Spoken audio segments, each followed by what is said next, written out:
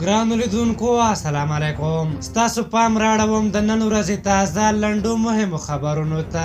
پیل له یوې مهمې موضوع کوو. پاکستان ته د قاچاق شوو تنفسي دستګاوو په اړه په اسلام آباد کې د افغانستان سفارت ویلي چې دغه تنفسي دستګاوې په پیښور کې دي او قاچاق براني د 8000 امریکایي ډالرو په بدل کې سپارلو ته چمتو دي. د یادولو ده چې پاکستان ته د 32 تنفسي دستګاوو د قاچاق خبر ورکړل شوی و.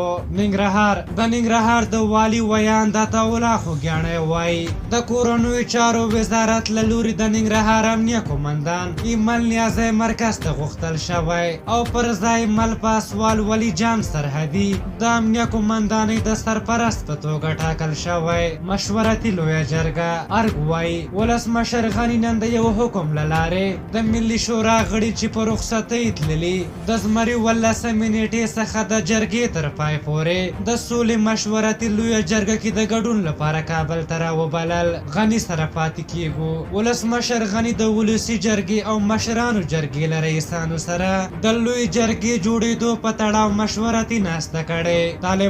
طالبانو د ولسمشر غني له لوري د لوی جرګې رابلل د وخت ضایع کول بللي او په دولتي اداراتو کې سر له سبا د ملکي خدمتونو کارکوونکو د شتون شرایط عادي کیږي. کارکوونکي به 8 بجې کار پیلوي او په 4 بجې به رخصتیږي. صدیق صدیقي د ولسمشر ویان صدیق صدیقي ویلي چې کابینې پریکړه کړې چې سر له سبا به ټول شخصي او دولتي پوهنتونونه پرانیستل کیږي خو ښوونځي به لا تړلي وي.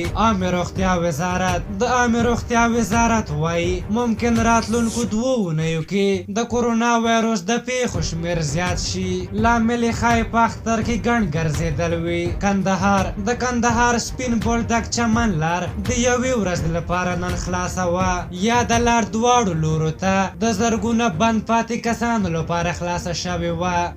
قطر کې د طالبانو د سیاسي دفتر ویان سهیل شاهین ویلي چې د دې دفتر مشر ملا برادر د امریکا د بهرنیو چارو له وزیر مایک پامپیو سره د ویډیو کنفرانس له لارې د بین الافغاني خبرو د فایل او روان وضعیت په اړه خبرې کړې. نریندرا مودي ولسمشر غني ته ویلي دوی په افغانستان کې د سولې او امنیت له راتګ سره هر ډول همکارۍ ته تیار دي او هند د افغانانو پر وړاندې پر خپلو کړو ژمنو ولاړ دی. او وروستی خبر دا دی چې د لبنان بیروت ښار 2 سختو چاودنو لړزولی. تر دې دمه د برید د نوعیت په اړه معلومات نه دي ورکړل شوي خو ویل کېږي چې سخت مالي او ځاني زیانونه یې اړولي. په هر حال دا د نن ورځې تازه لنډ او مهم خبرونه تر بیا چې ستاسو چوپړ ته راځم په لویه بخښونکي خدای مو سپارم. د الله په امان.